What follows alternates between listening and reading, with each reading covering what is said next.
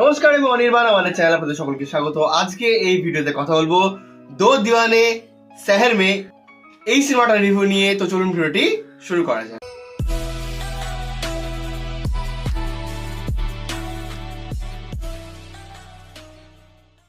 তো দো দিওয়ানে শহর মে নেই শহর মে এই সিনেমাটা আমি দেখলাম। আমি দাদার সাথে গিয়েছিলাম দেখতে, আর কি ট্রাভেল করে দেখতে হলো, প্রায় 20 কিলোমিটার ট্রাভেল করে দেখলাম। এই সিনেমাতে মুখ্য চরিত্রে দেখতে পাচ্ছি আমরা সিদ্ধান্ত চতুর্বেদী এবং মৃণাল ঠাকুরকে। তো কেমন লাগলো এই সিনেমাটা? আমি যদি এক লাইনে এই সিনেমাটা রিভিউ করি তাহলে বলবো যে এই সিনেমাটা প্রথম দিকে আমার মনে হবে যে এটা খুব প্লেন সিনেমা, বাট শেষের দিকে না এই সিনেমাটা একটা হাই লেভেলে চলে যায়। তো এই সিনেমাটা অ্যাকচুয়ালি একটা ইমপারফেক্ট কাপলের পারফেক্ট লাভ স্টোরি।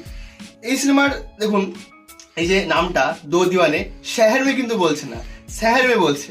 কেন শহর বলা হচ্ছে সেটা আপনারা সিনেমা দেখতে বুঝতে পারবেন। এই সিনেমার কিছু ভালো দিক রয়েছে, কিছু মন্দ দিক রয়েছে।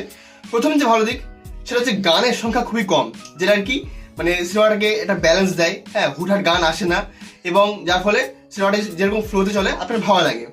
এই সিনেমার প্রথম হাফ বেশ ভালো, সেখানে মজা আছে, সেখানে দুজনের যে বন্ডিং, সেখানে সেন্স অফ হিউমার যেরকম ইউজ, এবং বিরাজ গেহলানি মানে যিনি ফিল্টার কপির একজন সদস্য, হ্যাঁ, তো তারও আর কি যে কমেডি পোর্শনগুলো আছে মজা লাগে। কিন্তু তার মধ্যে কিছু নেগেটিভ আছে, সেটা পরে বলছি।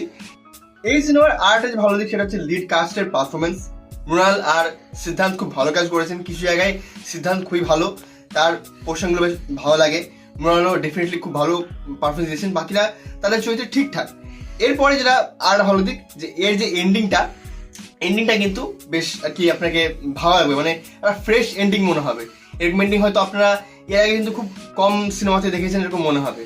আর এখানে কিছু পোর্শন আছে যেখানে আর কি ওই দুজনের মধ্যে যে মাঝে মাঝে ঝামেলা লাগে, তো সেটা খুব হালকার উপর দিয়ে যায়, কিন্তু আপনার সেই জায়গাগুলো না আপনি এনজয় করবেন। যে হ্যাঁ, মানে আপনি যদি রিলেশনশিপে থাকেন তাহলে আপনার মনে হয় যে হ্যাঁ, এটা তো আমরা ফেস করেছি। তো যারা আর কি কাপল তাদের মজা লাগবে। আর যেহেতু আমি দাদার সাথে দেখে এলাম, একসাথে মজা করে দেখেছি সিনেমা হলে, যারা আর কি ওই কমেডি পোর্শনগুলো ছিল, কিছু কিছু জায়গায় সেন্স অফ হিউমারের পোর্শন আছে, প্রত্যেকে আমরা কি হেসেছি যারা অডিয়েন্স ছিলাম। তো ডেফিনেটলি ভালো একটা সিনেমা।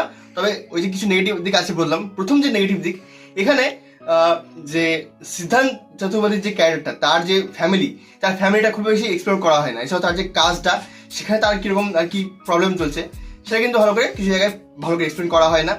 আর একটা পোর্শন আছে যেখানে মৃণাল একটা কথা এক্সপ্লেন করছে, একটা তার সামান্য একটা ছোট্ট ব্যাক স্টোরি আর কি, ব্যাক পোর্শন এক্সপ্লেন করছে। তো ওটাকেও যদি একটু ভিজুয়ালি, মানে আমি ওই জায়গাটা স্পয়েল দিতে চাইছি না, বাট ওটা ঠিক সেরকম একটা পোর্শন সিদ্ধান্তেরও আছে, সেটাকে যেভাবে ভিজুয়ালি দেখানো হয়েছে, এটা যদি ভিজুয়ালি দেখানো হতো ভালো লাগতো। এছাড়াও মৃণালের যে ফ্যামিলি, হ্যাঁ, সেখানে কিন্তু তার বাবার সাথে আর কি বন্ডিং রয়েছে। তো সেই বন্ডিংটা যদি আরো সুন্দর করে দেখানো হতো, যেটা কি আমরা এটাকে অনেক মানে কমেডি কেন বলছি, রোমান্টিক সিনেমা দেখতে পাই যে ফ্যামিলির সাথে বন্ডিংটা প্রেজেন্ট করা হয়। এবার সেই যে প্রেজেন্টটা, ওটা যদি একটু ভালো করে করানো হতো তাহলে আমার মনে হয় যে সিনেমা কিন্তু ওই কিছু পোর্শনগুলো খুব জমতো। তো 2.5 ঘন্টা আর কি সিনেমার ডিউরেশন। হ্যাঁ, আপনার কখন যে কেটে যাবে আপনি বুঝতে পারবেন না।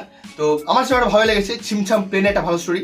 আর আমি বলবো যে আপনারা যারা কি এটা ভালো সিনেমা দেখতে চান তারা অবশ্যই সিনেমাটা দেখুন। তো এই ছিল আজকে ভিডিওটি ভালো লাগলে লাইক করুন, কমেন্ট করুন, শেয়ার করুন, আমাদের চ্যানেলটি অবশ্যই সাবস্ক্রাইব করুন। ধন্যবাদ।